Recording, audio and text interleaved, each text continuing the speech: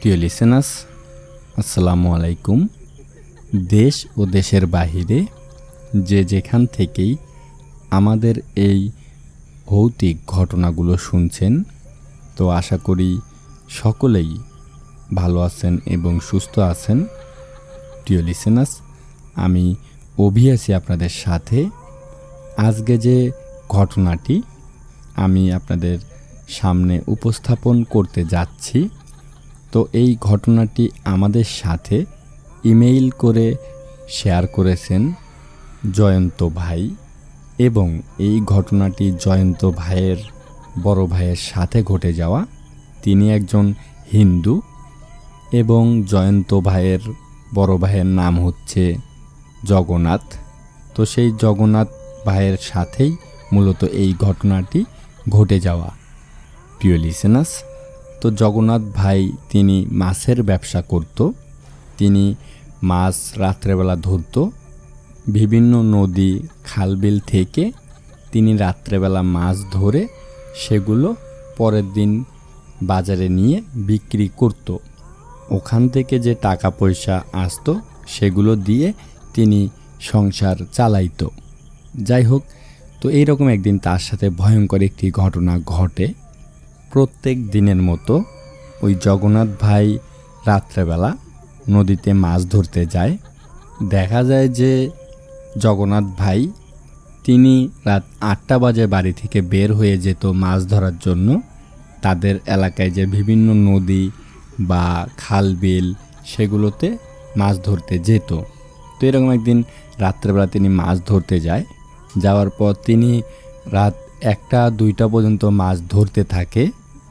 এখানে একটা বিষয় হচ্ছে যে জগন্নাথ ভাই তিনি সন্ধ্যা 8টা বা রাত 8টা বাজে মাছ ধরার জন্য বের হয়ে যেত এবং সারা রাত্রিবেলা তিনি মাছ ধরে সকালে ভোরের দিকে বাড়িতে আসতেন। তো সেই দিন তিনি মাছ ধরতে যায় ঠিকই। যখন রাত 1টা বা 1:30টার মতো বাজে, তখন নাকি জগন্নাথ ভাই এতগুলোই মাছ পেয়েছিল যে প্রত্যেক দিনের থেকে সেই দিন প্রচণ্ড মাছ পেয়েছিল। তো এটা আশ্চর্যের বিষয়, কারণ দেখা যায় যে সারা রাত্র মাছ ধরেও তিনি এত মাছ কখনোই ধরতে পারেনি। কিন্তু সেই দিন নাকি রাত 1টা বা 1:30টা বাজেই তার যে মাছ রাখার পাত্র সেগুলো একদম ভরে গেছে। প্রিয় লিসেনার্স, তো তিনি বহুত খুশি হয় যে রাত 1টা-1:30টা বাজেই তিনি এতগুলো মাছ পেয়েছেন। তো সেই দিন আর তিনি মাছ ধরে না, তিনি এখন বাড়ির উদ্দেশ্যে রওনা হবেন। মানে তিনি মাছগুলো নিয়ে বাড়িতে আসবেন, আসার পর সকালবেলা সেই মাছগুলো বিক্রি করবেন। যে নদীতে জগন্নাথ ভাই মাছ ধরতে গিয়েছিল সেই নদী থেকে তার বাড়ির দূরত্ব প্রায় 5-7 কিলোমিটার এতটাই দূরত্বে ছিল।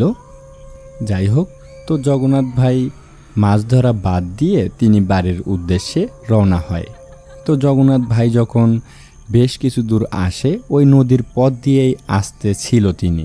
তো তিনি নদীর পথ দিয়ে আস্তে আস্তে যখন অনেকটা পথ এগিয়ে আসে, আসার পর জগন্নাথ ভাই খেয়াল করে হঠাৎ করেই তার সামনে কোথায় থেকে যেন একটা 3 থেকে 4 বছরই শিশু বাচ্চা তার সামন দিয়ে হেঁটে হেঁটে যাচ্ছে। তার শরীরে কোনো কাপড় চোপড় নেই, একদম উলঙ্গ একটি শিশু বাচ্চা তার সামন দিয়ে দৌড়ে দৌড়ে তিনি যেদিকে যাচ্ছেন ওই দিকেই যাচ্ছে। তো জগন্নাথ ভাই দেখেই অবাক হয়ে যায় যে এত রাত্রেবেলা এখানে এই বাচ্চাটি কিভাবে আসলো বা কার বাচ্চা এটা। তিনি সাইড দিয়ে পিছনে চারিদিক দিয়ে তাকায়, দেখে যে না, কোনো মানুষজন নেই, শুধুমাত্র ওই বাচ্চাটি। প্রিয় লিসেনার্স, যখনই জগন্নাথ ভাই ওই বাচ্চাটিকে দেখে তিনি ভীষণ ভয় পেয়ে যায় যে এত রাত্রেবেলা এই বাচ্চাটি কার, এগুলো ভাবতে থাকে আর সামনের দিকে এগোতে থাকে। আর ওই ছোট বাচ্চাটি তার সামন দিয়ে হেঁটে হেঁটে যাচ্ছিল। তো জগন্নাথ ভাই যখন দেখে যে না, কোনো মানুষজন নেই, তিনিও ওই বাচ্চাটির পিছু পিছু যেতে থাকে। তো বেশ কিছু দূর যাওয়ার পর জগন্নাথ ভাই খেয়াল করে যে ওই বাচ্চাটি আসলে শূন্যের উপর দিয়ে হেঁটে হেঁটে যাচ্ছে, মাটিতে নেই। সাধারণ কোনো মানুষ বা বাচ্চা যদি হেঁটে যায় তাহলে কিন্তু মাটিতে পা দিয়ে হেঁটে যাবে, কিন্তু জগন্নাথ ভাই ভালো করে খেয়াল করে যে ওই বাচ্চাটি শূন্যের উপর দিয়ে ভেসে ভেসে যাচ্ছে। জগন্নাথ ভাই যখন এই বিষয়টা খেয়াল করে যে ওই বাচ্চাটি শূন্যের উপর দিয়ে হেঁটে হেঁটে যাচ্ছে, তখনই জগন্নাথ ভাই বুঝতে পারে যে আসলে এটা কোনো মানুষের বাচ্চা না, এটা অন্য কিছু, জিন জাতির বা ভূতপ্রেত যাই হোক এইরকম কিছু হবে। আর ওই জগন্নাথ ভাই একটু দুষ্ট টাইপের ছিল, তিনি এরকম জিন ভূতের পাল্লায় নাকি অনেকবার পড়েছে, তার অনেক অভিজ্ঞতা আছে এসব বিষয়ে। যাই হোক, তো জগন্নাথ ভাই দেখতে পাচ্ছে তার সামন দিয়ে ওই বাচ্চা শিশুটি হেঁটেই যাচ্ছে, তিনি যেদিকে যাচ্ছে ওদিকেই যাচ্ছে। তো এর ভিতরেই পিছন থেকে জগন্নাথ ভাইয়ের নাম ধরে জগন্নাথ ভাইকে বলে যে জগন্নাথ, জগন্নাথ, আমার বাচ্চাটাকে একটু ধর, আমার বাচ্চাটাকে একটু ধর, জগন্নাথ, জগন্নাথ, আমার বাচ্চাটাকে একটু ধর। এইভাবে তো জগন্নাথ ভাইকে পিছন থেকে কে যেন বলতেছিল যে আমার বাচ্চাটিকে একটু ধর, আমার বাচ্চাটি যাচ্ছে, আমার বাচ্চাটিকে একটু ধর। তো ওই জগন্নাথ ভাই তখন মনে মনে ভাবে যে যাই হোক, পিছনে আমার তাকানো যাবে না, সামনে যাই ঘটুক, পিছনে যাই ঘটুক, পিছনে আমি তাকাবো না, সামনের দিকে দেখেই আমি বাড়িতে যাব। তো এর ভিতরেই পিছন থেকে অনেক চিৎকারের আওয়াজ আসতেছিল যে জগন্নাথ, তুই আমার বাচ্চাটিকে একটু ধর, আমার বাচ্চাটিকে একটু ধর, ও চলে যাচ্ছে, না হলে কিন্তু আমি তোকে শেষ করে দিব, এইরকম করে বলতেছিল পিছন থেকে। কিন্তু জগন্নাথ ভাই যেহেতু এসব বিষয়ে একটু জানতো, তিনি পিছনের দিকে না তাকিয়ে যে কে তাকে বলতেছে বা কে তার নাম ধরে ডাকতেছে, তো এইটা তিনি খেয়াল না করে সামনের দিকে যাচ্ছিল। যাই হোক, তো জগন্নাথ ভাই দেখতে পাচ্ছিল ওই শিশু বাচ্চাটি তার সামন দিয়ে হেঁটে হেঁটে যাচ্ছে। ওই বাচ্চা শিশুটি হাঁটা অবস্থায় ওই জগন্নাথ ভাইয়ের চোখের সামনে ওই বাচ্চা শিশুটি একটি বৃদ্ধ মহিলাতে পরিণত হয়, বৃদ্ধ মহিলাতে রূপ নিয়ে সামনের দিকে এগোতে থাকে। ওই বাচ্চা শিশুটি থেকে এইবার বৃদ্ধ একটি মহিলার রূপ নিয়ে সামনের দিকে এগোতে থাকে। কিন্তু জগন্নাথ ভাই যে এত স্পিডে হেঁটে হেঁটে যাচ্ছেন, কিন্তু ওই বৃদ্ধ বা বাচ্চা শিশুটির কাছে যাইতে পারতেছিল না ওই জগন্নাথ ভাই। যাই হোক, বেশ কিছু দূর এইভাবেই জগন্নাথ ভাই যেতে থাকে।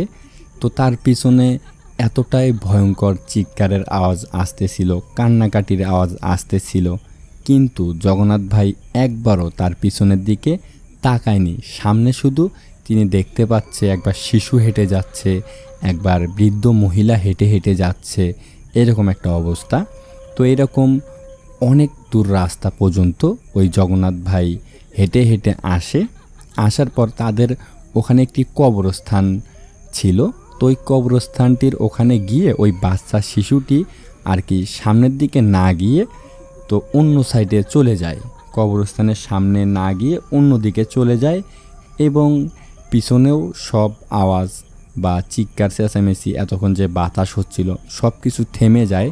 তো জগন্নাথ ভাই যখন ওই কবরস্থানটির কাছে যায়, কাছে যাওয়ার পর পিছন থেকে জগন্নাথ ভাইকে বলে যে তুই কেন আমার বাচ্চাটিকে ধরলি না, আমার এরিয়া এই পর্যন্তই শেষ, আমার সীমানা শেষ, আমি আর সামনে যেতে পারবো না, তুই আজকে বেঁচে গেলি, তুই যদি ভুল করেও একবার পিছনের দিকে তাকাইতি বা আমার বাচ্চাটিকে ধরতি তাহলে মজা বুঝতি, আজকে তুই আজকে বাড়িতেই যেতে পারতি না। ওই কবরস্থানের কাছে গিয়ে পিছন থেকে এইরকম কেউ আর কি জগন্নাথ ভাইকে বলতে থাকে।